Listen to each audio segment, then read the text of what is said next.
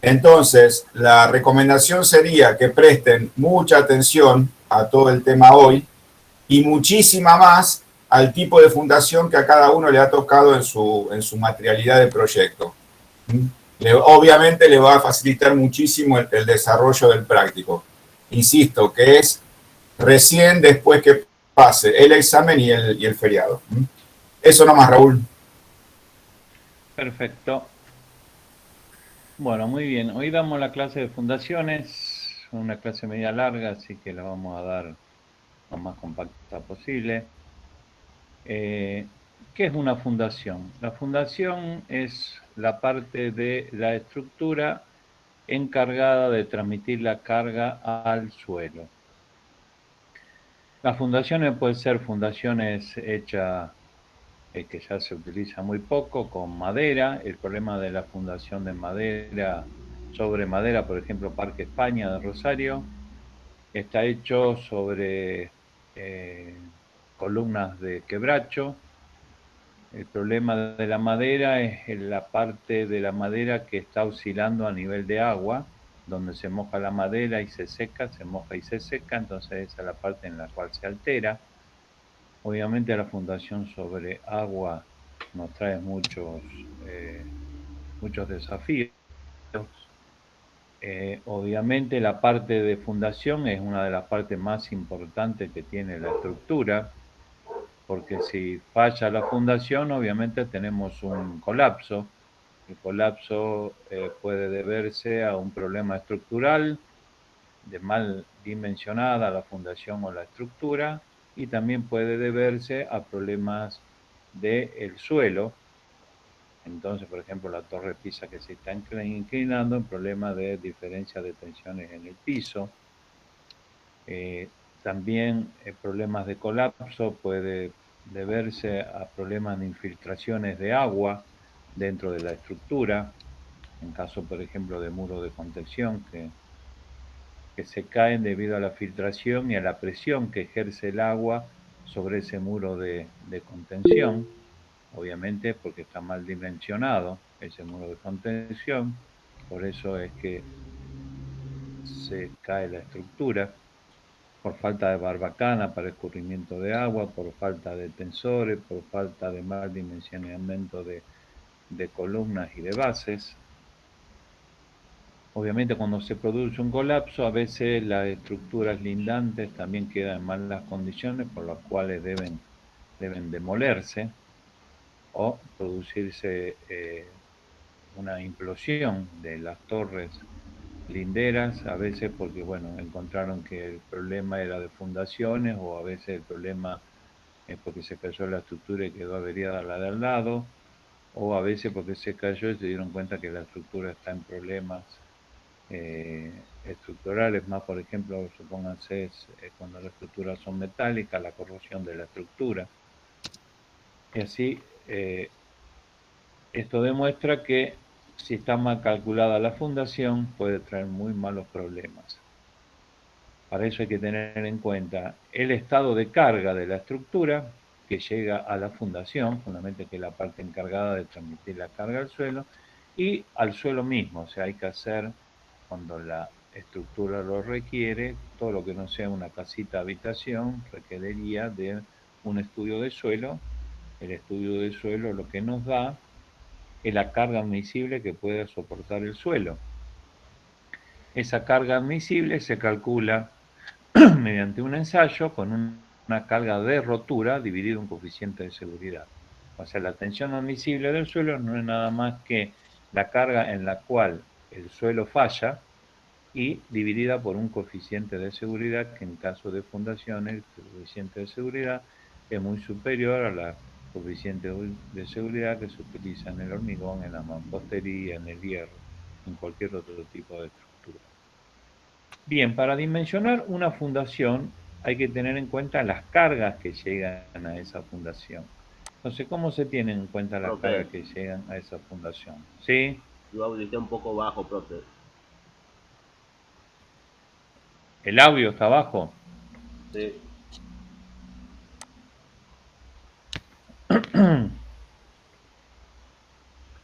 No sé, ahí se escucha mejor. Julio, José. Se escucha bien, se escucha bien. Por ahí tiene un problemita él de audio, pero se escucha bien. De audio. No, por Bien. este alumno, digo, por ahí tiene un problema de audio él, pero... Sí, te escucho. ¿Los demás alumnos escuchan bien? Sí, profe. Bueno, Ahí estamos. bien. Igual voy a tratar de levantar un poquito más la voz. Entonces, las cargas se originan por el peso propio de la estructura más la sobrecarga. Entonces, por ejemplo, en una losa nosotros tenemos lo que es el peso propio de esa losa. El peso propio de esa losa está dado por los distintos elementos que constituyen la losa. ¿Cuáles son los elementos? Bueno, el cielo raso, la estructura resistente, el contrapiso y el piso propiamente dicho. Cada uno tiene su peso específico, multiplicado por el espesor, nos da la carga por metro cuadrado. Esa carga por metro cuadrado, que es el peso propio, hay que agregarle una sobrecarga por reglamento. En el reglamento municipal está la sobrecarga para cada habitación. Por ejemplo, un dormitorio tendrá 100, 150 kilos por metro cuadrado. Un aula donde hay muchos alumnos, obviamente la sobrecarga es mucho mayor. Pero en definitiva, la suma del peso propio más la sobrecarga nos da la carga por metro cuadrado que tiene la losa. Esa carga por metro cuadrado la transmite a los apoyos de esa losa, que puede ser una mampostería, que puede ser una viga. Entonces, pónganse en el caso de una mampostería, tenemos la carga que trae la losa más el peso propio de la mampostería.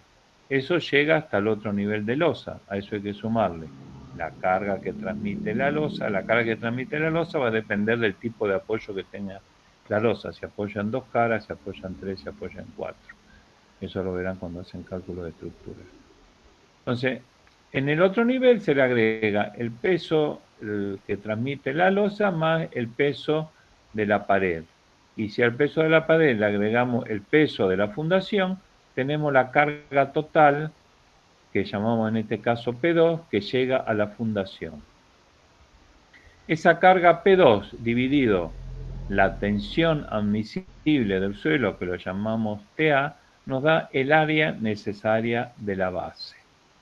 Entonces, a esa carga P2, calculada el área de la base, se le va a oponer toda la tensión que desarrolla el suelo multiplicada por el área, que nos va a dar una reacción que tiene que ser igual a la P2.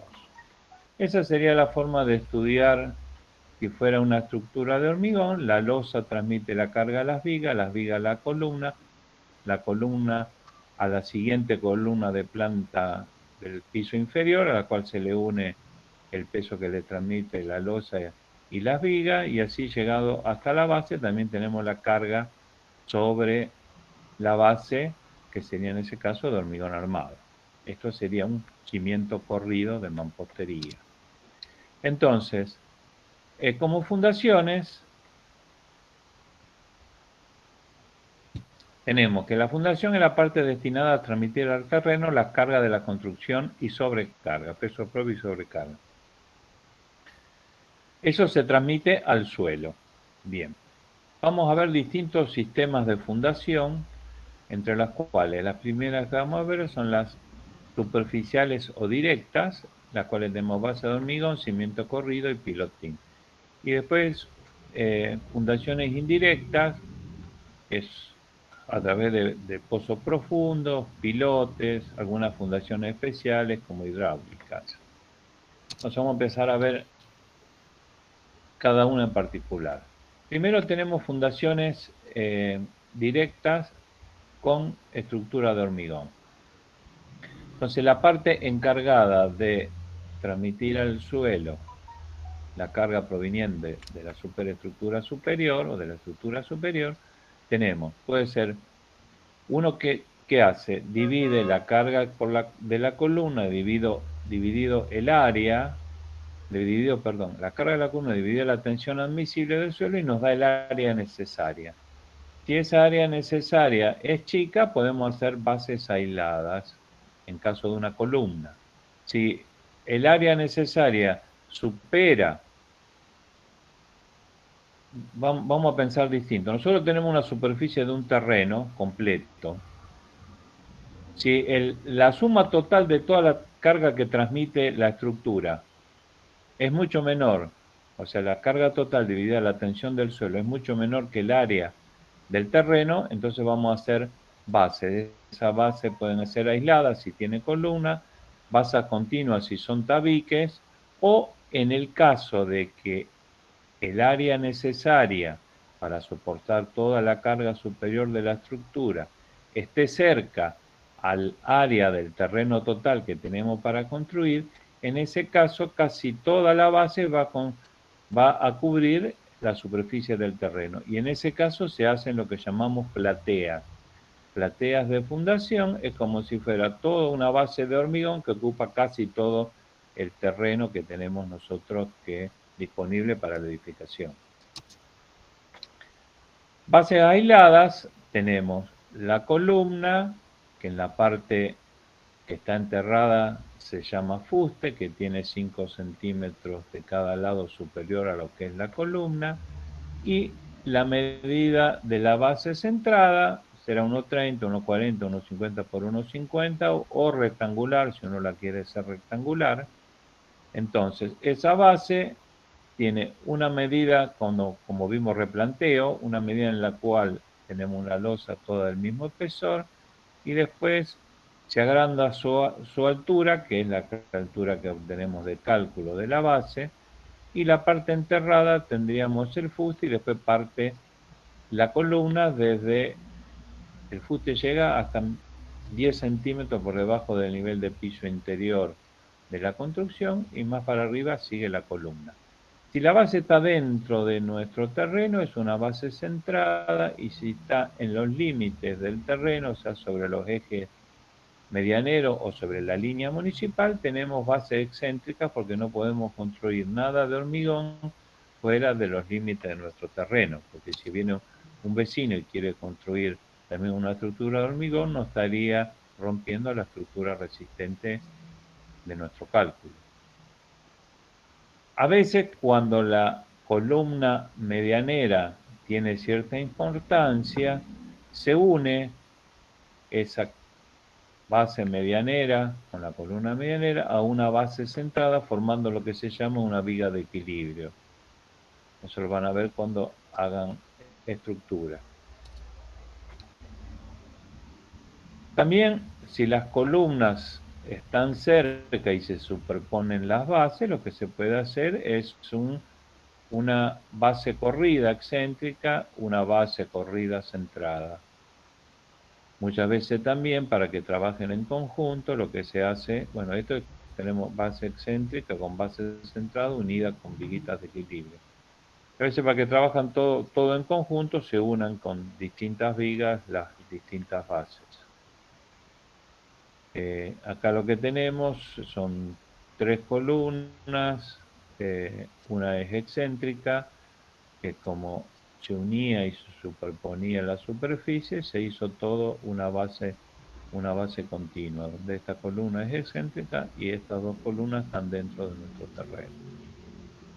Acá tendríamos, por ejemplo, cómo se arman las columnas con las bases y las vigas. En el caso de una platea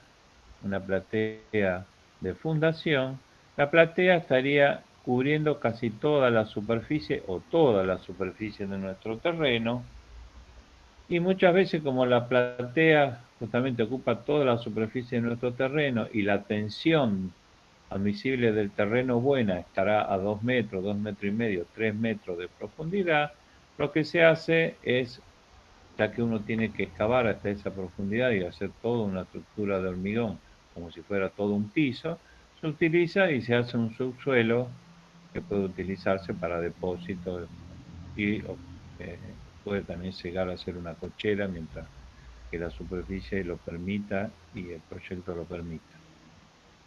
O sea, lo que es una platea de fundación trabaja como una losa invertida. O sea, la carga sobre esa losa invertida la da la tensión del suelo.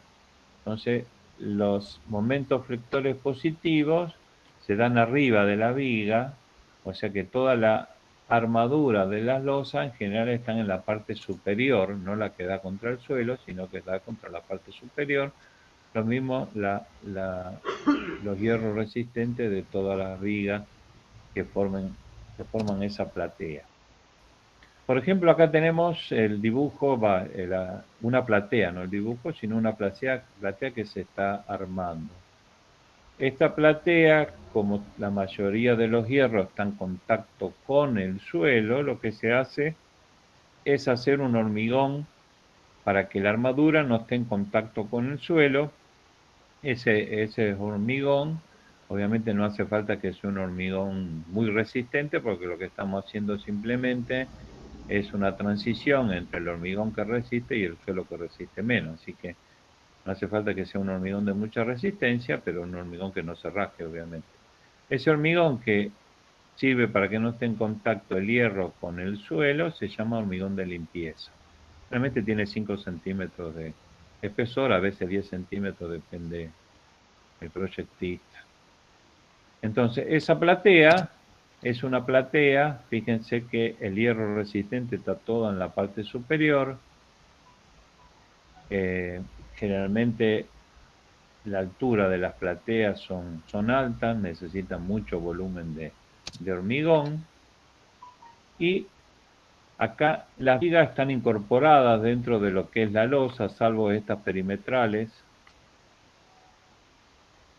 Creo que en un solo lado está, el resto es todo losa que continúa. Y por eso también tiene mayor espesor, porque es como si fuera un entrepiso sin vigas, es una losa sin vigas, la losa absorbe todo. Y serían estas columnas las que traen la carga puntual a la losa y el suelo el que reacciona. Entonces la armadura del hierro está en la parte superior porque el hormigón no resiste tracción. Entonces en la parte traccionada hay que colocar el hierro. Acá se ha hormigonado toda la platea, lo único que se ve es el hierro saliendo en la parte superior. No había viga lateral, lo que era un efecto de sombra.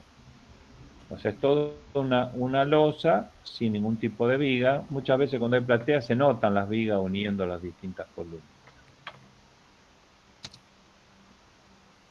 Eso sería lo que tenemos como fundación en una estructura de hormigón. Tenemos bases centradas, si está dentro del terreno, base excéntrica sobre eje medianero y línea municipal. Cuando se superponen las bases de distintas columnas, se unen las bases de esas columnas. Muchas veces se une por problemas de carga una base excéntrica con una base centrada, se unen mediante vigas llamadas vigas de equilibrio. Y cuando el área necesaria para soportar toda la carga superior está cerca de la dimensión del terreno, se arma lo que se llama una platea. Bien, eso sería la parte de fundaciones de una estructura de hormigón, una estructura independiente, en la cual después se rellena con mampostería. Si la carga que transmite al suelo es la mampostería, entonces se hace simplemente un cimiento corrido que está formado de la siguiente forma. Pared de carga, ustedes en este caso tenemos ladrillos comunes, ustedes recuerdan que son pared de 15 con ciertas restricciones, pared de 20 y pared de 30. Esta sería una mampostería de 30. Para lo que es una casa, en general, la dimensión de la fundación viene dada simplemente con el espesor de la pared más 15 centímetros. Con eso, siempre que el suelo tenga una tensión de 1 kilo y medio, estaríamos cumpliendo con la condición de resistencia. Si no, simplemente lo que hay que hacer es verificar la carga que trae la mampostería. Como el cimiento es corrido, tenemos una gran superficie de apoyo.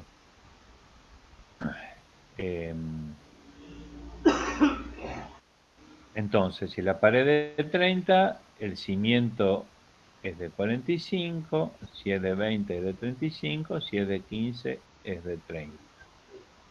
Entonces, tenemos una mampostería que, digamos, la tensión admisible son aproximadamente 6 kilos por centímetro cuadrado, una tensión del suelo que estamos en un kilo, 1,5 kilos, 2 kilos por centímetro cuadrado. Entonces, los elementos que pongamos de transición entre la mampostería y el suelo, no hace falta que tengan gran resistencia, sino resistencia similares o un poquito superior, no superior a la tensión que trae la mampostería.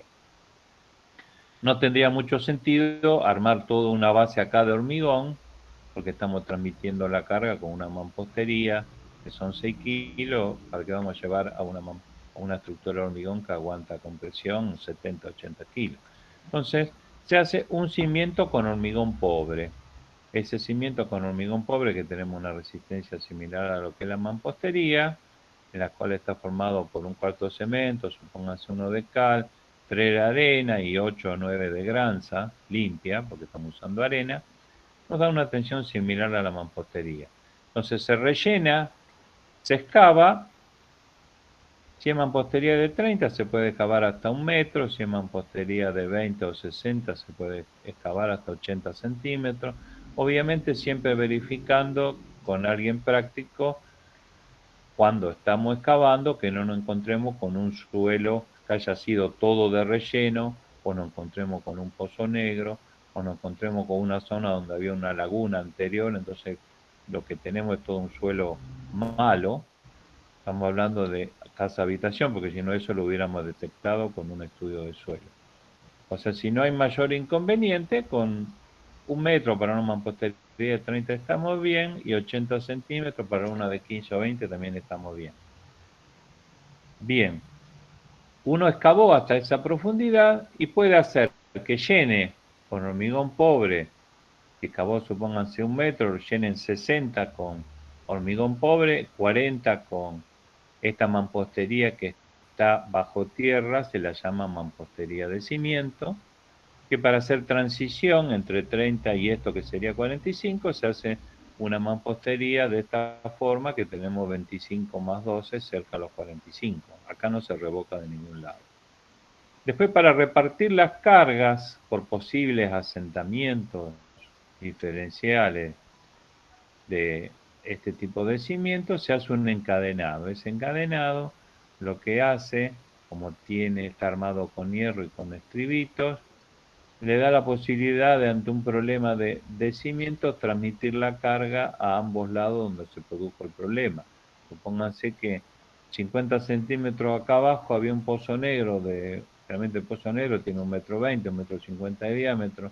No nos dimos cuenta que había un pozo negro, entonces el cimiento por encima del pozo negro no va a funcionar bien. Entonces el encadenado le va a transmitir la carga ante posibilidad de asentamiento de la parte superior a ambos lados del pozo negro. Si hubiéramos detectado obviamente el pozo negro, tenemos que haber hecho una viguita de hormigón acá para transmitir la carga a ambos lados del pozo negro.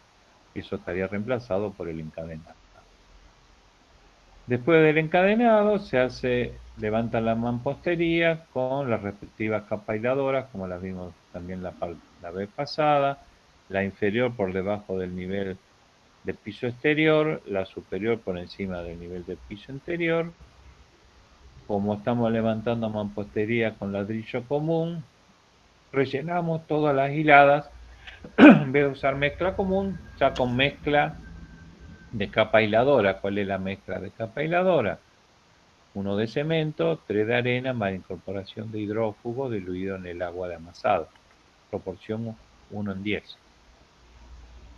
Y se une esas capas horizontales con capas verticales de aislación hidráulica, y teniendo en cuenta siempre también que conviene un zócalo de capa aisladora para que con lo que llueva acá no suba por capilaridad el agua, y detrás del zócalo también capa aisladora para que no suba por capilaridad la posible humedad en el interior, o si se baldea el piso para agua. Y para que no suba el agua de el piso a través del contrapiso, se coloca una lámina de polietileno de 200 micrones. Este sería el corte con todas las aclaraciones habidas y por haber. Acá se hizo, por ejemplo, 60 hormigón pobre, 22 que son 3 hiladas de ladrillo, el encadenado hecho con ladrillo puesto de panderete, la capa aisladora, lámina de polietileno, el encadenado de hormigón con que mezcla 1-3-3, cemento, arena, piedra, nunca cal, porque tenemos hierros. Bien. Bueno, obviamente el revoque de la pared termina con un revoque impermeable en la parte exterior si no tenemos mampostería de ladrillo visto. Este detalle de fundación es muy importante para que lo sepan, lo tengan en cuenta, lo miren, lo estudien. Estamos, bueno, acá lo que está planteado es lo que vimos anterior para armar el encadenado, o sea, los dos ladrillos puestos de panderete. Está hecho la mampostería de cimiento por debajo, está hecho el hormigón pobre por debajo. Acá se coloca la armadura entonces con estribitos del 6 cada 15, 2 hierritos del 6 arriba, 2 hierritos del 8 abajo, de hormigón, y quedaría formado el encadenado. Y por encima ya se arranca con la mampostería común, obviamente haciendo la tapa aisladora. Profe, Acá sí. ¿y esa, digamos, aguanta para una casa pequeña nada más o cuántos pisos más podría aguantar? Mira, obviamente cuando vos construís una casa, si tenés alguna duda, calculás la carga que va sobre el cimiento y ves qué tensión o qué dimensión tiene que tener si lo querés agrandar el cimiento. Y si no, planta baja y un piso te aguanta perfectamente bien, siempre y cuando sea una distribución pareja de carga, o sea, no que haya solamente un murito, o sea, todo esto, supónganse, esta pared, uno supone que la levanta y solamente tenés un agujero de una puerta o una ventana. Supóngase que, que esta pared tenga solamente un murito acá de 1 metro, que siga hasta arriba y reciba la carga de toda la losa, siga hasta arriba y siga la carga de toda la otra losa arriba. Entonces solamente el ancho de 1 metro te estaría aguantando el peso de la losa más la pared, la losa más la pared y la que va. Entonces a lo mejor, bueno, tendrías que verificar el cimientito de ese metro a ver si te aguanta toda la carga que viene de arriba. Pero para aberturas comunes y muros más o menos, y con aberturas aquellos de 1,5 metros de ancho, 2 metros de ancho, planta baja y un piso, hasta 2 pisos, te diría que anda perfecto. Pero bueno, obviamente cuando vos haces el proyecto tenés que hacer alguna pequeña verificación de algún sector que lo veas que puede estar comprometido. Y si haces la verificación de todo, obviamente si vos firmás el plano es lo que corresponde. ¿Está bien? Sí, profe. La única duda que tendrías ahí vos, si es una casa, el no haber hecho el estudio de suelo y qué tomás como atención admisible de suelo. Pero bueno, hay ensayos que podés hacer vos en forma práctica en la obra. Para que tengas una idea, suponete te haces una mesita hecha con madera y 4 tirantes. Cada tirante tiene 7,5 cm por 7,5 cm, 7 por 7, 49, sumete 50 centímetros cuadrados en cuatro patitas. Y la vas cargando con una bolsa de cemento que tiene 50 kilos. Y ve qué pasa, se hunde o no se hunde. Le carga otra bolsa de cemento, le carga otro cemento, otro cemento. Cuando ve que se hundió un poco, bueno, esa es la tensión de rotura del piso. Lo dividí por la sección, que sería 50-50, serían 200 centímetros cuadrados por los 150 kilos que le pusiste arriba, sobre 3 bolsas o más, y ahí te sacás la tensión de rotura del piso, del suelo, lo dividí por 3 y tenés la tensión admisible. Y esa es la que vos tendrías supuesta como para verificar la carga que viene a la base. Si no, hay que hacer un estudio de suelo. Llaman a las empresas que hacen estudio de suelo, te hacen un estudio de suelo y sabes bien qué tensión tiene el suelo como admisible. Pilotines. Pilotines es otra forma, o sea, pilotines son pilotines chiquitos, pilotes es otra cosa. Pilotines se lo toma como una fundación directa, digamos. ¿Qué son los pilotines? Son pequeños pilotes que se hacen con equipos, pero son equipos chiquitos. ¿Y dónde se colocan esto? En vez de hacer un cimiento corrido, ¿Qué se hace? Se hacen pilotines, uno en cada vértice, como separación aproximadamente entre pilotín y pilotín 2 metros, y se une esos pilotín mediante una viga que va a ser la que le transmita la carga de la pared a estos pilotines. Estos pilotines resisten por efecto de punta y resisten por efecto de rozamiento lateral. Entonces, supónganse que vamos a hacer algo con pilotines. Bueno, tenemos el terreno virgen. En el terreno virgen, como tenemos suelo acá con humus, con material orgánico, lo que hacemos es sacar ese material orgánico que tenemos, que no nos va a servir para colocar el contrapiso arriba, porque si el material orgánico se altera con el tiempo, y si se altera con el tiempo se puede asentar ese contrapiso y rajar el cerámico, porcelanato que colocamos arriba. Entonces, como primera medida, se saca todo el suelo que tiene humus, se lo aparta al costado para después rellenarlo, porque siempre hace falta tierra negra, y si ustedes la compran sale cara, y si la sacan y después la necesitan, la tienen que devolver, tienen que volver a traer o comprar. Se trae suelo por debajo de la greda, que es la tosca, o sea, se trae tosca, que es apto para compactarse. Se compacta con vibrocompactador manual, o si ustedes traen una Bobcat, que sería este tipo de máquina, en vez de tener la palita, tienen un rolo que pueden utilizarlo para compactar, es mucho más rápido y tiene un medio de compactación mucho más eficaz. Una vez que tienen todo el suelo compactado, marcan el centro de los pilotes con un replanteo hecho con madera. Los centros de pilotes son, y estos hierritos acá, acá pusieron arena, pero realmente se pone cal, para que se vea más. Acá están marcados todos los centros de pilotes. Una vez que tiene marcado todos los centros de pilotes, esta misma maquinita que antes tenía la pala, se coloca como aditamento este trépano, y lo que se hace es se excava dónde van a estar ubicados los pilotines que ustedes ya replantearon. Fíjense que acá está un replanteo continuo de madera, en el cual, bueno, con los ejes se marcaron los distintos centros de pilotines.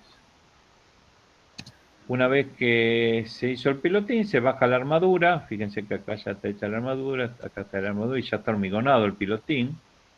Acá tengo un pilotín, otro pilotín, distancia aproximada a 2 metros. Si este lado fuera 4,5 metros, bueno, la mitad sería 2,25, le ponemos 2 pilotines porque superarían esos 2 metros.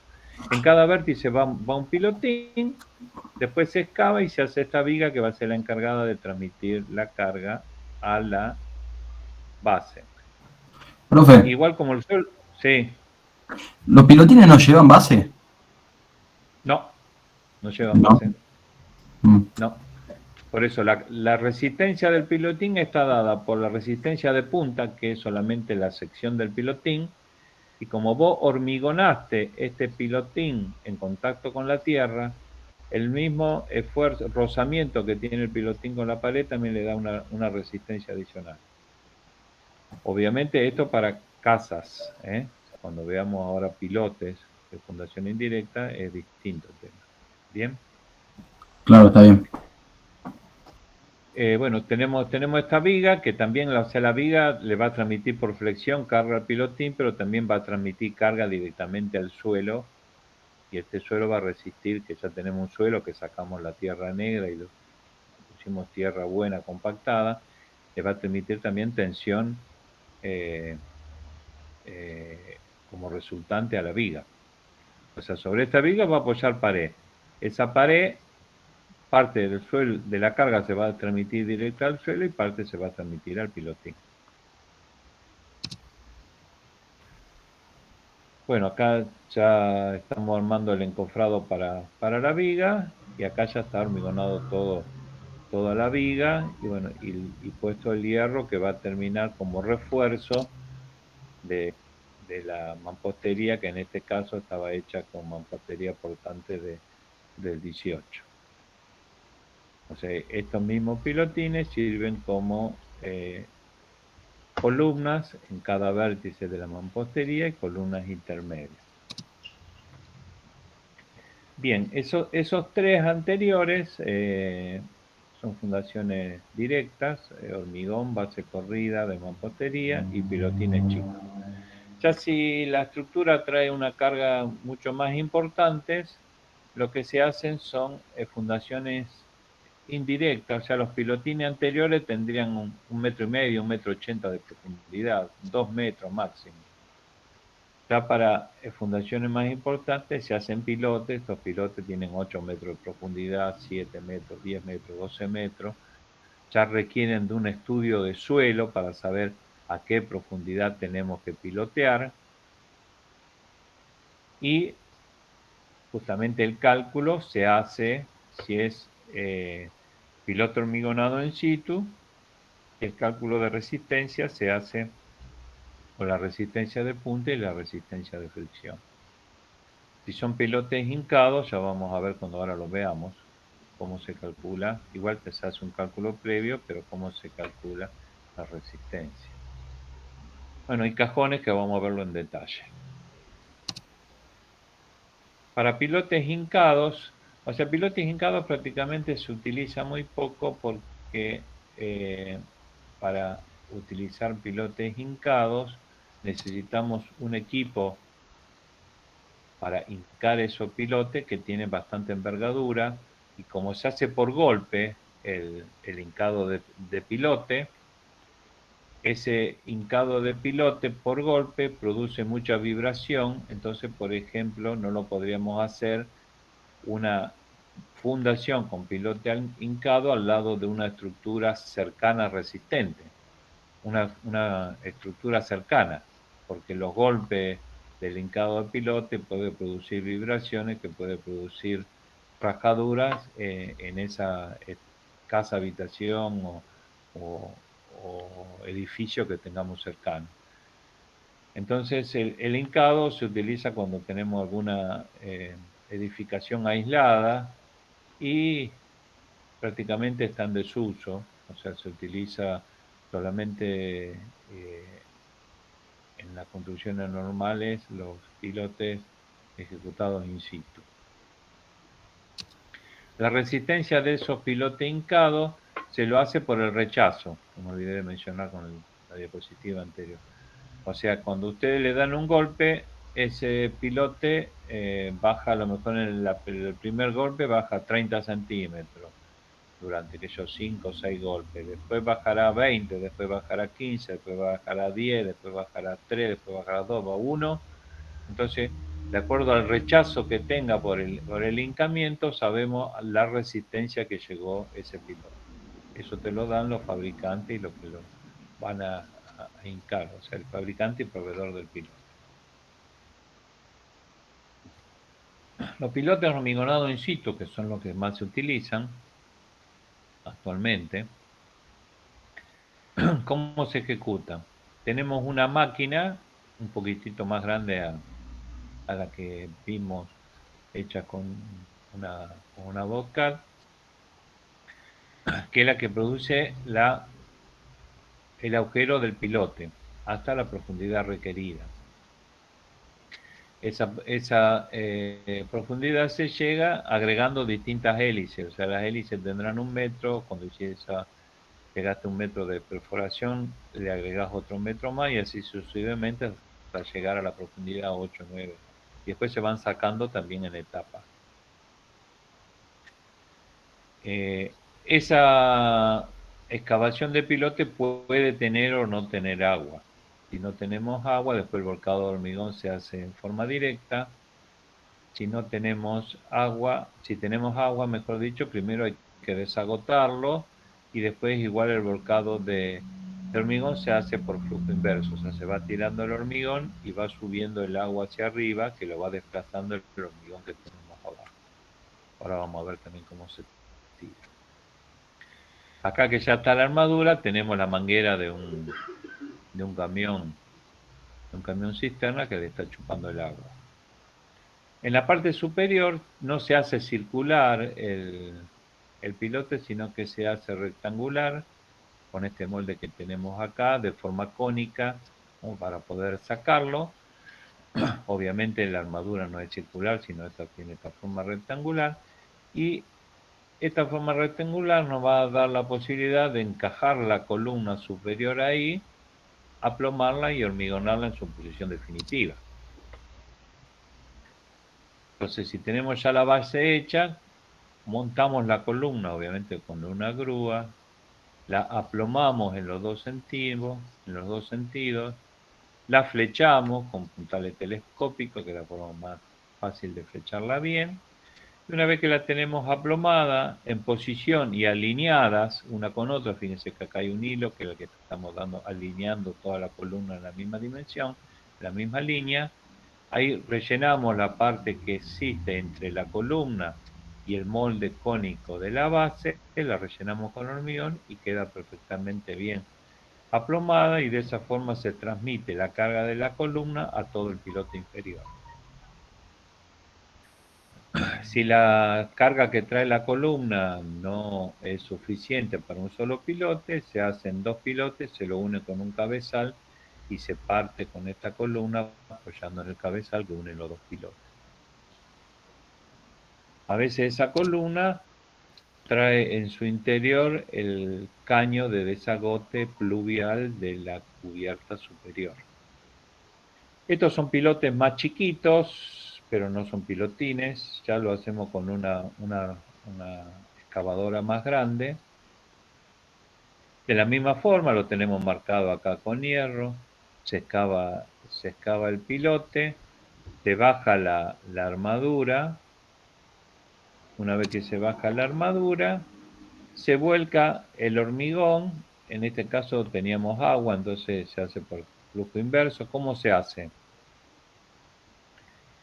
Estos son distintos tramos de este tubo metálico, ¿no es cierto?, circular, que viene, supónganse, en tramos de 1,5 metros. Entonces se baja el primer 1,5 metros a mano, se lo sujeta, se le coloca el siguiente, se lo baja con la máquina, se lo sujeta, se coloca el siguiente, se lo baja con la máquina, se lo sujeta, se coloca el siguiente, hasta la parte inferior del pilote. Supónganse que si tiene 6 metros, digamos, con un pilote tan importante, 6 metros se bajarán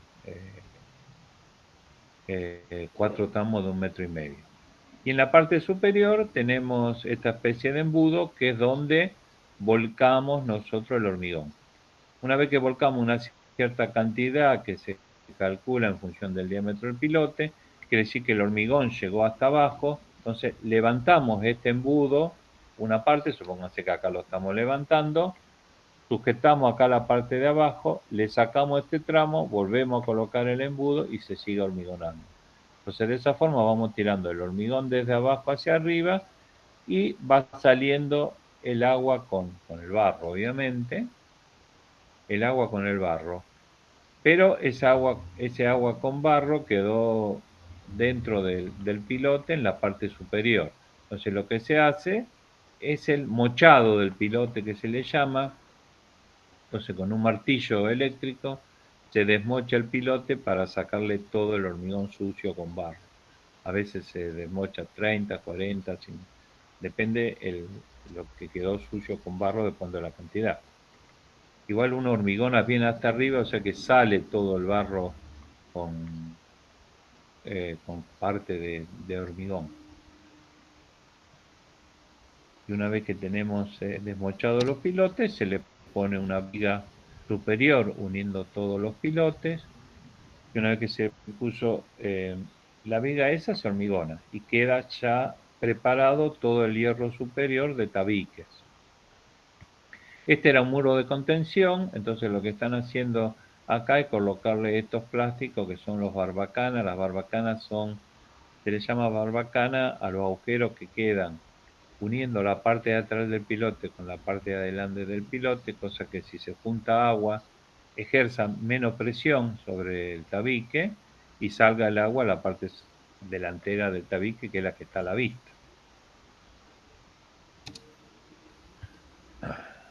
Bueno, acá se ve parte de la vista de ese tabique. Y bueno, y lo que son los tabiques, como son largos esos tabiques, y como el tabique está hecho con hormigón, que el hormigón, como todo elemento que tenga un ligante, cuando fragua, o sea, cuando se evapora el agua o se desplaza el agua, se contrae, entonces al contraerse se producen fisuras. Entonces, por un lado tenemos que tener punta de contracción, por otro lado tenemos punta de construcción, o sea, porque el tabique a lo mejor si tiene 100 metros largo no vamos a hormigonar los 100 metros juntos, hormigonar a lo mejor 50 metros y en los siguientes 50 metros generamos una punta de construcción.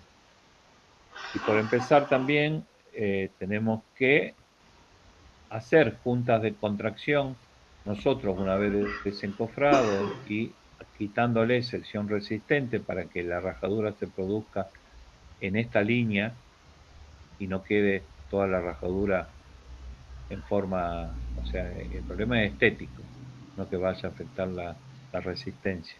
Pero tenemos que tratar de ubicar toda la junta de contracción sobre una línea. Esos paños tienen que tener una distancia de 4 metros aproximadamente entre uno y otro. Y después también, como es una longitud muy grande, tenemos que tener juntas de dilatación. Entonces, ya que está, le metimos esta diapositiva acá para que venga un poquito como el tema de la junta. Para junta de un piso, por ejemplo, un piso llaneado, un piso de hormigón, si tenemos una altura total de ese piso de hormigón, lo que se hace es se le reduce la sección a ese piso aproximadamente un tercio de la altura. Entonces, cuando se contrae, ¿por dónde se va a contraer? Por la parte más débil. Si acá lo debilitamos, obviamente se va a rajar acá abajo y no van a producir fisuras aleatorias a ambos lados. Se va a producir acá la rajadura. Para que se produzca la rajadura acá, donde nosotros debilitamos la sección del hormigón, esta losa tiene que moverse libremente. Entonces, para que se mueva libremente, tenemos que dar una superficie de deslizamiento inferior para que al contraerse o después al dilatarse, en el caso de dilatación, no tenga resistencia con el suelo y pueda dilatarse y contraerse donde nosotros dijimos que se contraiga y donde nosotros dijimos que se dilate. Entonces se le tira un poquito una cama de arena y después una lámina de polietileno, entonces esta losa se mueve libremente, porque supónganse que este piso en vez de estar lisito, forme así como una onda, entonces queda metido el hormigón dentro de esa onda y bueno, ahí le ofrece resistencia al libre movimiento, entonces por ahí se raja en otro lado y no acá. Esta sería una junta de contracción que nosotros hacemos, pero bueno, nosotros cortamos el hormigón en una junta de construcción. Entonces esa junta de construcción, como no tenemos continuidad de hierro, estas generalmente son mallas, no son hierro resistentes de otro tipo. Entonces le hacemos un molde para cortar nuestro piso de esta forma. Entonces hay una transmisión de carga vertical a través de esta moldura. Acá, por ejemplo, lo que quisimos hacer es una junta de dilatación, porque cuando se calienta el hormigón se dilata. Si no tenemos esta junta de dilatación, el hormigón genera presión entre una parte y otra parte del hormigón y rompe o se levanta y se abre. Entonces, para producir una junta de dilatación, se meten estos hierros, obviamente se corta la malla, se hormigona la primer mitad, donde tenemos este hierro unido a esta parte de piso. Después se le mete un material compresible acá, que puede ser telgopor. Y como tenemos este hierro acá, si nosotros no le ponemos una vaina a este hierro y le dejamos esta dilatación, que tiene que ser siempre superior al espacio de dilatación que le dejamos nosotros, que póngase si esta dilatación tiene 2 centímetros, esto tiene que tener más, 2 centímetros y medio. O sea, este hierro cuando esto se dilate no tiene que tocar este extremo, si no se producen tensiones acá y se raja. Entonces de esta forma permitimos de que esta junta se achique cuando y se comprima el telgopor cuando tenemos calor y cuando se enfría que se corre otra vez hacia la derecha. Esto en un piso, bueno, es exactamente igual si fuera un tabique, ¿correcto?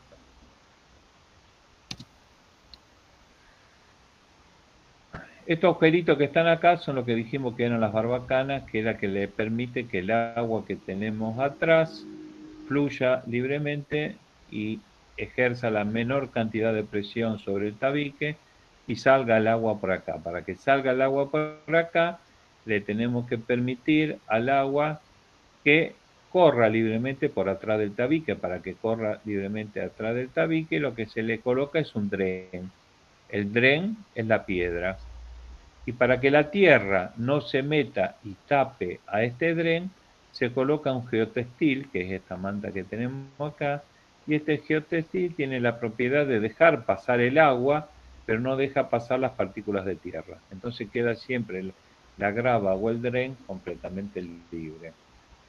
Esta malla verde que está acá no es un geotextil, simplemente se le puso para que no se lave la tierra y el pasto crezca entre los agujeros que tiene la manta verde. Bien, entonces, habíamos visto pilotes hincados, entre pilote hincado vimos el tabique, como se hacía con pilotes. Bueno, y este tipo de pilote tampoco se utiliza más, o sea, para darle mayor unión al pilote entre lo que es el hormigonado y la tierra, a veces se comprimía, o sea, teníamos un tubo de acero, tirábamos el hormigón abajo, se lo compactaba a ese hormigón y se iba levantando el tubo de acero. Entonces el hormigón mediante estos golpes quedaba bien unido a lo que es la tierra y bueno, y teníamos mayor resistencia a lo que es la fricción entre el pilote y la tierra. Bueno, esto es la forma que vimos antes, el barrenado helicoidal, el barreno. Bajaba la armadura y tiraba el hormigón. Pozos profundos, cajones. Esto por ahí es difícil de entender, pero es real. Cuando el suelo es desmoronable, o sea, cuando uno excava el suelo y no tiene cohesión el suelo, o sea que uno excavó y esta parte se le derrumba, o sea, no hay coherencia en el suelo, supónganse arena, que un extremo. Ustedes excavan la arena, hacen un pocito, pero si excavan más grande la arena, que superan el talud natural de la arena, al costado se le derrumba. Bueno, hay suelos no cohesivos en los cuales ustedes excavan y obviamente el suelo se desmorona. Entonces, si ustedes quieren hacer, por ejemplo, una base, ahora vamos a ver cómo se hace, hacen un pozo profundo, rellenan todo con hormigón y a partir de ahí colocan la base dentro de este elemento. Obviamente esto se podría haber hecho con un pilote, no hormigonado en situ, sino hincado. Llegar hasta una superficie resistente mediante un pilote hincado, porque si lo hacen hormigonado en situ, ustedes con el trepa no excava y se le derrumba, entonces no serviría. O utilizan un pilote hincado o utilizan una fundación tipo cajón profundo. Entonces, ahora vamos a ver cómo se hace, pero si ustedes logran excavar hasta el suelo resistente, o bien hacen la base acá abajo en el suelo resistente y después rellenan todo, o bien rellenan todo con un hormigón y parten con la columna hacia arriba. ¿Cómo se hace esto? Ustedes parten de algo que puede ser una viga de hormigón. Esto claramente se hace cuando es circular. Entonces, parten con una viga de hormigón de esta forma triangular o parten directamente con una viga rectangular y eso lo hacen a nivel de superficie, del nivel terreno natural hacia arriba. Una vez que ustedes hicieron esto, excavan adentro de eso. Entonces, como el suelo no tiene cohesión, a medida que ustedes excaven, esto va a ir descendiendo, va a ir bajando solo, porque ustedes le sacan el suelo interior, entonces ese anillo desciende. Una vez que descendió, le van levantando la mampostería arriba de lo que descendió, eventualmente puede ser de hormigón, esto también lo que le hacen ustedes con un molde metálico, y le siguen excavando y sigue descendiendo. Y bueno, en realidad este nivel de tierra no queda acá porque bueno, el terreno natural se va inclinando porque esto al descenderse se va a ir desmoronando hacia abajo, va a ir sacando de arriba, se desmorona casi al costado y cada vez este agujero se va agrandando más. ¿Qué es lo que pasa acá? Acá tienen el ejemplo de cómo es. Esto lo que se quería hacer no es una base de hormigón, sino lo que se quería hacer una cámara grande, o sea, en realidad es una estación elevadora de líquidos cloacales. Entonces, como el suelo no era cohesivo, no se podía excavar y hacer la estructura de hormigón desde abajo hacia arriba, sino lo que se hizo, bueno, se partió de un anillo de hormigón, se empezó a sacar la tierra de dentro del anillo del hormigón, ese anillo de hormigón empezó a bajar. Cuando empezó a bajar, teníamos un molde metálico circular, se hizo este molde metálico circular con la armadura, se hormigonó, se siguió excavando adentro. A medida que íbamos excavando adentro también iba cediendo parte del suelo lateral, fíjense cómo se dio acá. Entonces, para poder acceder a donde teníamos el encofrado hubo que hacer toda una pasarela para venir y tirar el hormigón o bombearlo el hormigón. Y así se llegó aproximadamente a 9 metros de profundidad. Una vez que se llegó a 9 metros de profundidad, se hizo la base de esa estación elevadora. Y bueno, de esa forma quedó completamente estanco, porque ya no ingresaba agua de la parte inferior, porque teníamos agua encima. Bueno, como le dije anteriormente, cuando un pilote no alcanza para tener la resistencia que trae la columna, se hacen cabezales de pilote que une dos pilotes, la columna en el medio, puede unir 4, puede unir 3, puede unir 5. Eso se llaman cabezales. Por ejemplo, el puente Rosario Victoria, o sea, toda la parte de acá abajo tenemos los pilotes, que se ven acá, y tenemos el cabezal uniendo todos los pilotes. De esa forma, llegamos a la carga total superior necesaria y se hacen las columnas. Otras fundaciones especiales son las ataguías. Las ataguías son las que se hacen cuando tenemos presencia de un suelo abnegado, o sea, un suelo que tenemos presencia de agua y tierra a nivel de suelo. Entonces las ataguías son una especie de elementos unidos uno con otros, o supónganse madera que son machimbradas, en este caso un tablestacado metálico, que se articula acá y se clava en la tierra y se va sacando la tierra con el barro que está en el interior. Obviamente a medida que se va excavando, como esto no tiene la rigidez necesaria, si fuera circular tendría más rigidez necesaria, se va apuntalando a los fines de que la tierra con el agua lateral no produzca y deforma mucho el tablestacado. Una vez que se llegó a la profundidad o al nivel que queremos según proyecto, bueno, se hace la estructura en base de hormigón o lo que se requiera, y bueno, generalmente este tablestacado queda perdido. Las escolleras son también fundaciones especiales, pero no para estructura, sino para ganarle suelo al río, suelo al mar. Son estructuras que se arman con bloques de hormigón, generalmente a veces de forma media triangular para que quede trabado uno con el otro. Entonces se tira todo un sector con esos bloques de hormigón pesado, después se lo tira con otro escombro de menor tamaño y después con escombro de menor tamaño.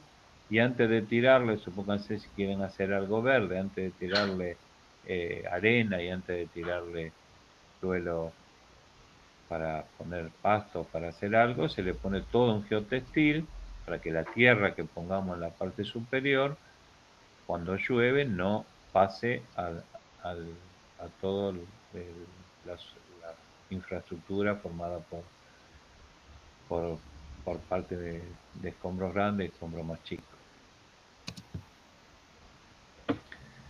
Cuando, por ejemplo, acá tenemos un suelo resistente en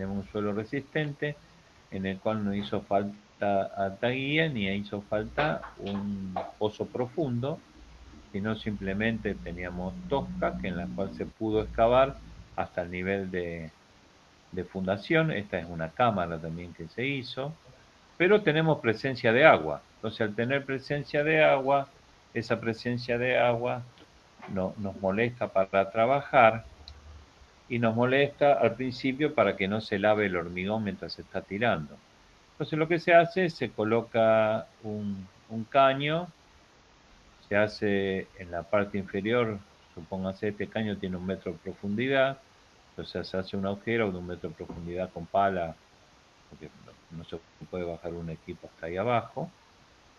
Se pala y se le coloca un caño todo perforado. Ese caño perforado hace que toda el agua de la napa trate de ir a este caño, en el cual se le mete una bomba sumergible. Esa bomba sumergible es la que chupa y tira el agua a la parte exterior. Esta es una cañería que viene a tirar después líquido cloacal a esta cámara, o sea, ya está puesta antes del encofrado. O sea, un encofrado va a ser tope sobre esa cama, sobre ese lado de la cañería. Se arma el encofrado, se vuelca el hormigón, tanto en los tabiques, tanto como el piso, y después lo que se hace es se saca la bomba, pero obviamente el agua va a fluir y va a empezar a llenar la cámara. Entonces, si el agua de napa no es mucha, se tira hormigón y... O sea, una vez que se terminó de hormigonar tabique y losa, la bomba se apaga. La bomba se apaga y se llena todo con agua, ningún problema, porque el cemento es un ligante que fragua en presencia de agua. Entonces, al fraguar en presencia de agua, no tenemos ningún problema, inclusive por más que esté inundado, se fragua perfectamente bien. Fíjense que acá tenemos presencia de agua, en napa puede traer sulfatos arrastrados por ese agua, entonces conviene utilizar cemento que se tire para la base y para los tabiques de alta resistencia a los sulfatos. Se pide el hormigón especial que tenga resistencia a los sulfatos. Generalmente son un cemento puzzolano. Una vez que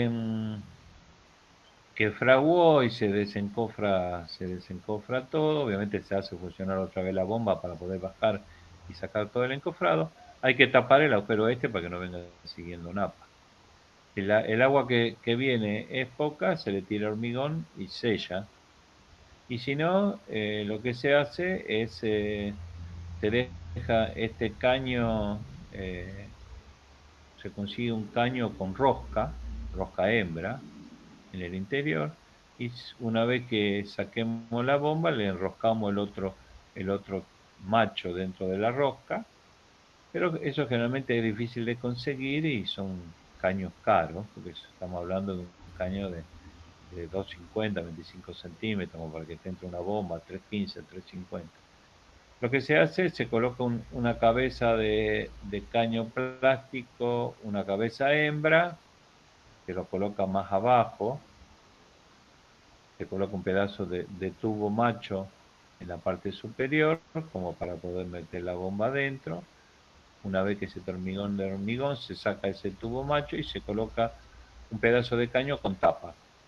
Entonces, una vez que se colocó el caño de pedazo con tapa, se tira hormigón y se sella. Si no se tira hormigón, va a filtrar un poco, se le pone algún sellador, va a filtrar otro poco, se tira otro sellador, y así se va tapando de poco a poco la filtración. Bueno, vamos a ver dentro de lo que es la fundación, lo que es la submuración de muros y submuración de bases. Lo que es la submuración, ¿para qué sirve una submuración? La submuración sirve para llevar la carga de lo que era un cimiento que tenemos existente a un nivel inferior, porque nosotros tenemos que construir al lado de esos cimientos existentes un subsuelo. Entonces, este es el cimiento existente y nosotros tenemos que construir un subsuelo.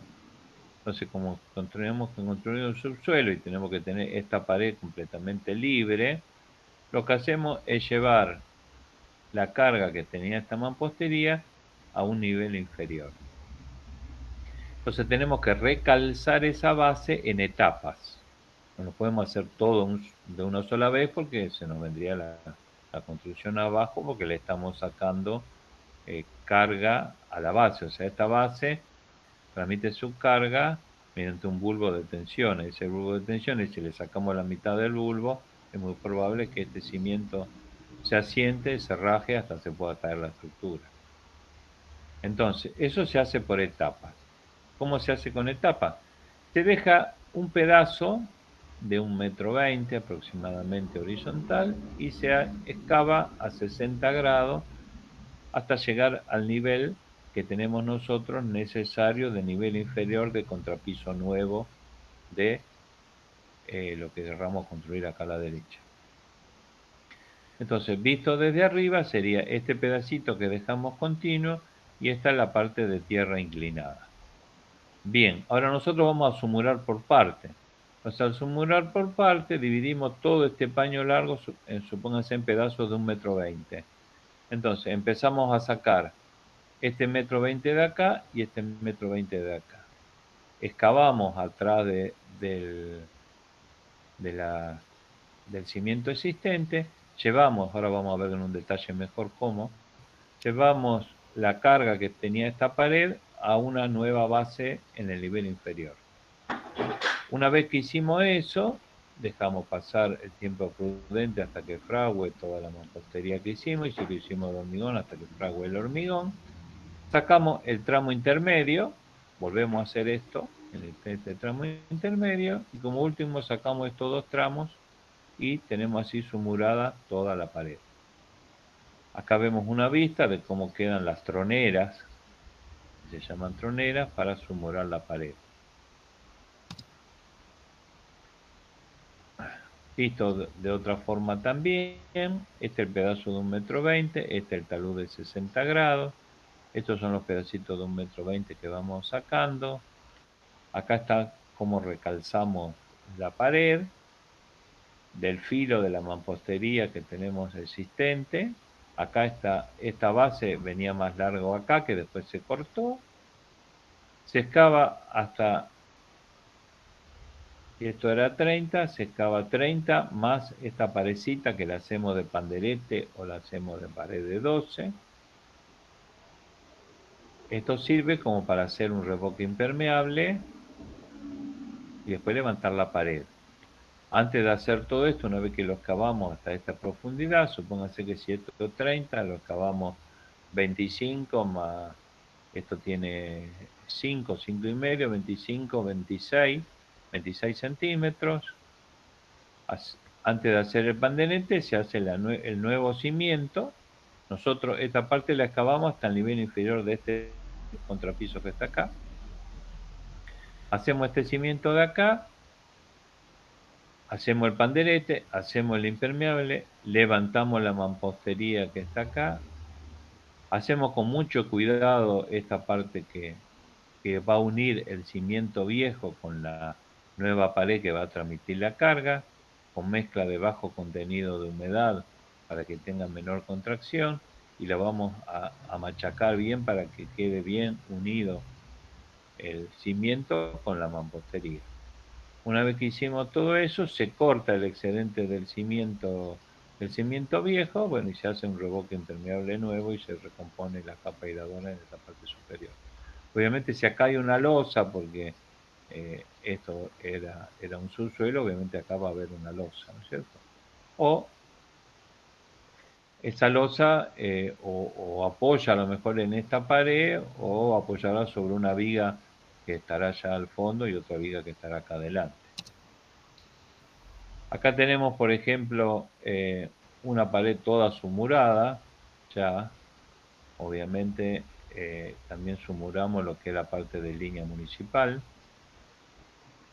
y a los fines de poder sacar la tierra y entrar el material, se deja siempre una rampa para que baje el equipo, para que baje el material, y se termina por último sumurando esto y bajando el material desde arriba o con guinche. Acá tenemos una sumuración que está hecha con hormigón gunitado, o sea, hormigón proyectado. Bueno, que tiene tensores para unir esta pared por acá en forma resistente, tiene estos puntales también de hormigón, todo lo necesario para poder soportar la carga de lo que teníamos al costado. Y acá teníamos lo que eran las distintas troneras. Acá tenemos otra vista, acá todavía esta pared no se sumuró, así que tenemos el espacio este y esto que bueno, no está a 60 grados, está un poquito más pique, tiene que estar un poquito más abierto. Otra vista, ya avanzado sobre este lado, todavía tenemos una rampa de acceso para que baje todo el equipo. Bueno, y este es el detallecito final de cómo queda. ¿Cuál era el cimiento original nuestro? El cimiento original nuestro, utilicé el dibujito que habíamos hecho antes al principio, donde tenemos este cimiento hecho con hormigón pobre. Nosotros queríamos construir acá un subsuelo en la parte de la derecha. Esto sería una casa que está construida a nuestra izquierda con el nivel interior de casa. Entonces, dejamos este ancho de 1,20 m, excavamos a 60 grados que está acá y llegamos a este nivel inferior que va a ser el nivel inferior de nuestro contrapiso.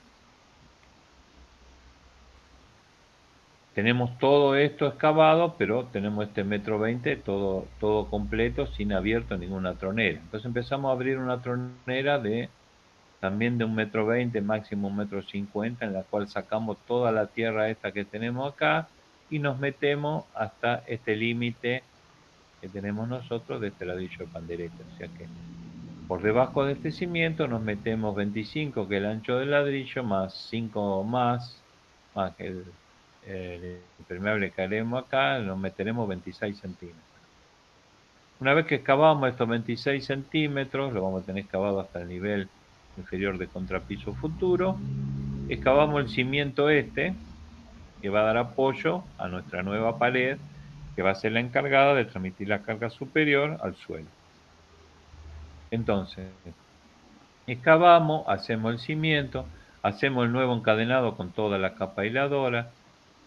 Primero hacemos este panderete de acá, le hacemos el impermeable, hacemos el encadenado con toda la capa aisladora, levantamos la mampostería y este último sectorcito, que es el que une el viejo cimiento con la nueva pared, es la que tenemos que hacer una mezcla de bajo contenido de humedad y compactarla bien, ¿no es cierto?, con alguna maderita, con algo que nos permita empujar la mezcla y que haga una buena unión entre este ladrillo y el cimiento viejo. Bien. Antes, cuando estemos, que yo doy la más abajo, tenemos que mojar de alguna forma este cimiento viejo para que al nosotros meterle la mezcla esta con cemento no nos chupe la humedad de la mezcla y nos permite que frague. Bueno, una vez que tengamos hecho esta pared, se recorta el cimiento viejo y parte del cimiento que nosotros teníamos de mampostería de fundación, y si tenemos un encadenado con este panderete también lo volamos, reconstituimos una nueva capa impermeable, bueno, y después haremos revoque grueso, revoque fino, lámina de polietileno, contrapiso, piso propiamente dicho y demás. Si este ancho era de 30, bueno, el cimiento lo haremos de A más 15. Bien. Supónganse ahora, eso estaría terminado su muración. Supónganse ahora que teníamos una pared y la sumurábamos de esa forma. Supónganse ahora que tenemos una columna y esa columna es la que queremos llevar porque queremos hacer un subsuelo dentro de nuestra propia estructura. Entonces tenemos una columna nuestra y esa columna nuestra la queremos llevar. Esto no se daría en caso de una nueva edificación en un terreno nuevo, porque nunca vamos a sumurar una columna porque el vecino no puede haber hecho una columna dentro de nuestro terreno, y si tenía una columna sobre el eje medianero, es una columna excéntrica, o sea que del eje medianero hacia el terreno nuestro no vamos a tener nada de hormigón. Este es el caso en que queremos hacer un subsuelo dentro de nuestra propia casa, entonces tenemos que llevar la carga de esta columna a una nueva base. Por supuesto, por debajo de la base existente. Entonces, de alguna forma hay que hacer una estructura auxiliar para transmitir la carga de esta columna a ambos lados, separados obviamente de nuestras, o sea, esto tiene que estar separado de tal forma que el bulbo que se produce acá no interfiera con la excavación. Y no se podría producir un asentamiento acá, un asentamiento de esta columna y fisuras superiores. Ahora vamos a ver en un ejemplo cómo se hizo en una columna. Esto es un esquema. Lo que hay que hacer es transmitir la carga a ambos lados. Una vez que se transmitió la carga a ambos lados, el tema es cómo unir estas vigas acá para que la carga de la columna se transmita a estas vigas. Estas vigas, bueno, es fácil a la base, pero el problema es cómo transmitir la carga de esta columna a estas vigas. Bueno, se puede agujerear la columna, si es viga metálica, se agujerea, se pica parte de la columna, se puede soldar algunos perfiles para que se una, etcétera, etcétera. Vamos a verlo en un caso real. Teníamos esta losa de hormigón armado, acá había un nivel de entrepiso que se demolió, que está ahí atrás. Entonces, teníamos que llevar esta columna con su base a un nuevo nivel inferior. Entonces, ¿qué se hizo? Se armó toda una estructura tubular, de tal forma que esta estructura tubular, ¿qué carga venía a esta columna? Venía esta viga, que transmitía la carga que le llevaba esta losa, y las dos losas de atrás llevaban carga a esta columna, llevaban carga a esta viga, y la viga transmitía la carga a la columna. Entonces, ¿qué se hizo? Toda una estructura tubular calculada de tal forma que la carga que transmitía la viga se pueda llegar a transmitir a esta estructura tubular. La estructura tubular al piso. Como había tierra acá y la tierra es mala para soportar cargas puntuales así de una estructura tubular, se hizo todo un piso de hormigón previamente, como para que la carga de la estructura tubular pasara al piso hormigón a la tierra abajo, transmitido en una superficie mayor. Entonces, una vez que se hizo este apuntalamiento, se cortó la columna. Entonces lo único que quedó colgado como peso es el peso de la columna, nada más. Que se puede llegar a reostrar de alguna forma, pero no es tanto el peso ya, es solamente el peso de la columna que es inferior con respecto al peso que transmitía todo. O sea, lo único que quedó colgando es el peso de la propia columna, con lo que se verifica, obviamente, se hace una verificación previa con la sección de la columna y el hierro que está. Hay que tratar de que no trabaje la columna, hay que tratar de riostrarla, porque si trabaja tracción, el hierro solamente trabaja tracción, pero el hierro esta columna está pensada para trabajar a compresión, entonces al trabajar a compresión y hacerlo trabajar en un periodo corto de tracción, se puede rajar ese hormigón y después traer problemas. Entonces, bueno, una vez que nos aseguramos de que esa estructura tubular transmitiendo la carga, como se hizo en la parte superior, se le pusieron dos perfiles doble T, acá se colocaron unos tubulares que vienen con hélice, con tal forma de lograr un contacto. Entonces, este perfil doble T transmitía toda la carga a toda la estructura tubular, son dos perfiles doble T. Y después se lo ató también en la columna a la estructura tubular. Una vez que se logró eso, se sacó la columna, la base, se sacó la base, se agrandó la sección de la columna desde el nuevo nivel hasta lo que iba a ser el futuro entrepiso, que se había cortado ante allá, pero había que remodelar todo el entrepiso. Entonces, se amplió la sección de la columna, se hizo la nueva base y se dejó, cuando se hormigonó la nueva columna, todos los hierros de vigas y losas que puedan llegar a esa columna.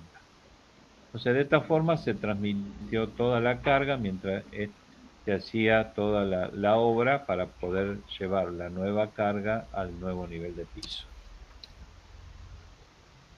Bien, otro tipo de fundación especial que se hace es cuando se le colocan drenes. O sea, ¿qué es lo que se hace el dren? El dren evita de que el agua de napa afecte a la estructura y que permanezca toda la estructura en forma permanente con nivel de napa. Entonces se hace un dren con una cañería que cuando el agua de napa sube porque llovió, o sea, a veces la napa obviamente fluctúa, en periodo de lluvia sube, en periodo de sequía baja, entonces cuando en periodo de lluvia suba, para que esa agua de napa no moje la estructura con incorporación de humedad, con probabilidad de que el hierro se oxide, con que pueda traer sulfato diluido y ataque el hierro, se hacen drenes, esos drenes llevan el agua a una cañería, esa cañería lleva el agua a una cámara y de esa cámara se chupa con una bomba y se tira a la calle, se tira a una cañería pluvial que pase por la calle, se tira a un zanjón, depende de donde esté ubicada la construcción. Cosas similares también se hacen cuando uno tiene una cámara, en este caso especial es una pileta, y quiere evitar, fíjense que teníamos presencia de napa, entonces bueno, se colocó una bomba sumergible en lo que es la toma futura, en el sector donde va la futura toma de fondo de la pileta, se le hizo drenes con cañería perforada, se lo llenó con, o sea, la cañería perforada hace de dren y para que pueda ingresar el agua se coloca piedra, que hace de dren también, para que el agua de napa pase a la tierra pase al caño. Para que la tierra no tape o cuando uno tire hormigón no afecte y tape el dren de piedra, o se le hace una carpetita arriba o se le hace todo con una lámina de polietileno de 200 micrones para que el hormigón superior no afecte.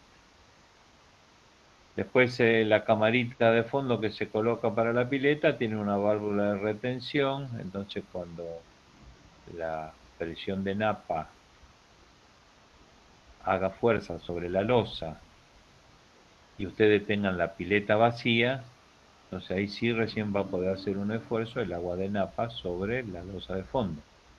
Entonces si está haciendo fuerza, el agua de la napa va a drenar toda hacia donde está la toma de fondo y como tiene una válvula de retención acá, si la presión de la napa es mayor a la presión del agua, aunque tengamos a lo mejor la pileta a media altura, el agua en vez de hacer presión sobre la losa de fondo sale por la válvula de retención hacia arriba y no sometemos a la losa a una presión no considerada para el cálculo.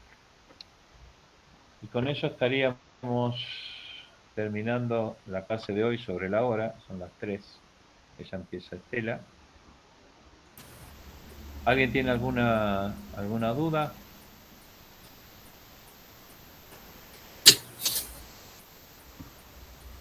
El silencio siempre es bueno o malo, o porque no tienen duda o no entendieron nada. No, profe, por ahora no hay duda.